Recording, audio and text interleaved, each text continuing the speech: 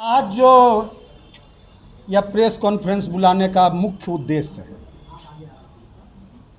यह राष्ट्रीय लोक जनशक्ति पार्टी का जो हमारा यह राज्य कार्यालय है, यह 2010 के बाद से, क्योंकि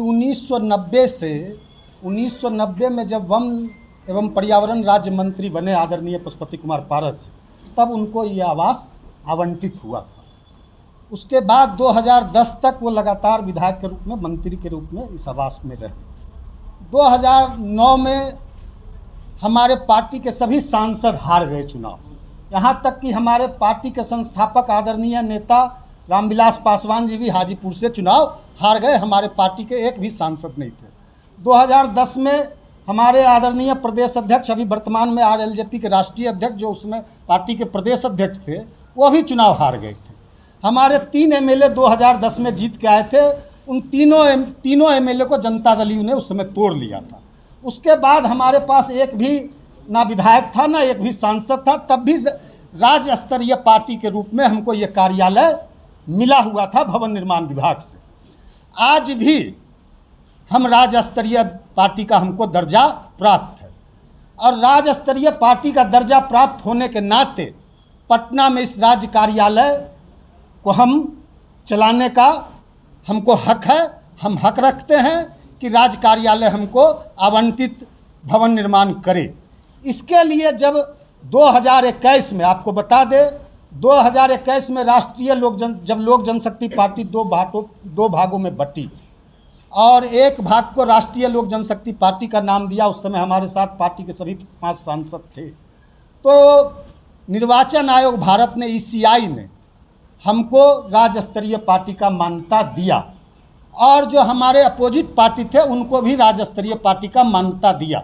हमको चुनाव चिन्ह सिलाई मशीन आवंटित किया, और भारत निर्वाचन आयोग ने राज्य निर्वाचन आयोग को लिखा कि जब तक हमारे यहाँ लोक जनशक्ति पार्टी का विवाद पेंडिंग है, जब तक लोक जनशक्ति पार्टी का विवाद और बंगला चुनाव चिन्ह का विवाद निष्पादन नहीं हो जाता, तब तक राष्ट्रीय लोक जनशक्ति पार्टी को राज्य स्तरीय पार्टी का दर्जा प्राप्त रहेगा।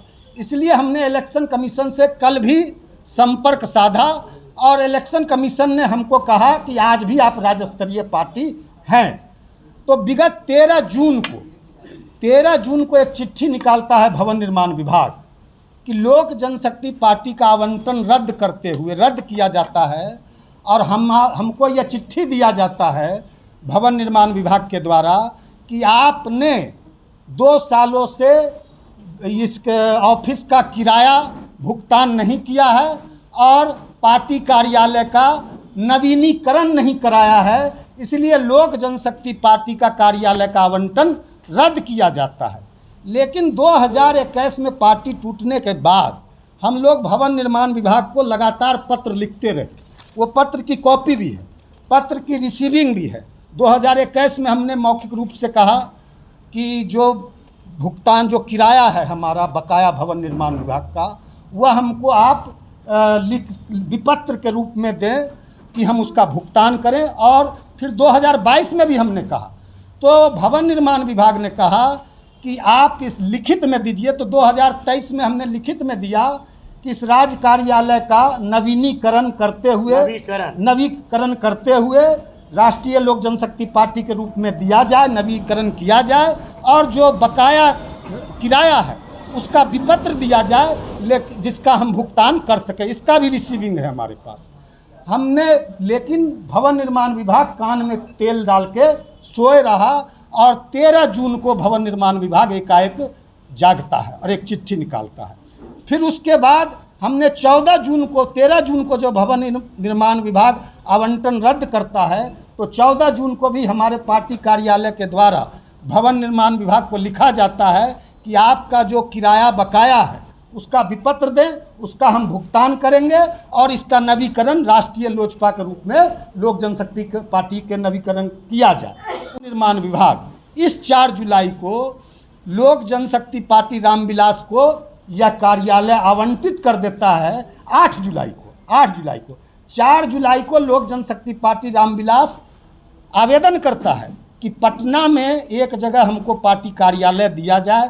हम 5 सांसद जीते हैं, हमको पटना में एक पार्टी कार्यालय दिया जाए। उन लोक जनशक्ति पार्टी रामविलास ने यह नहीं कहा अपने आवेदन में कि राष्ट्रीय लोक जनशक्ति पार्टी का जहां कार्यालय चल रहा है वही कार्यालय हमको दिया जाए, लेकिन पूर्वाग्रह से ग्रसित होकर, राजनीतिक दुर्भावना से ग्रसित होकर, ना जाने किन कारणों से भवन निर्माण के पदाधिकारी ने मात्र 4 दिनों में 4 जुलाई को वह आवेदन करते हैं लोक जनशक्ति पार्टी रामविलास के प्रदेश अध्यक्ष, और 8 जुलाई को उनको यह कार्यालय आवंटन कर दिया जाता है। यह बिल्कुल राजनीतिक पूर्वाग्रह से ग्रसित काम भवन निर्माण विभाग ने किया है।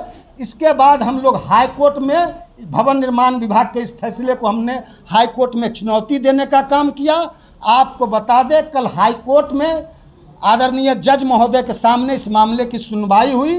जज महोदय ने बिहार सरकार के महाधिवक्ता से बिहार सरकार का भवन निर्माण का पक्ष पूछा। उन्होंने 4 हफ्ते का टाइम लिया है।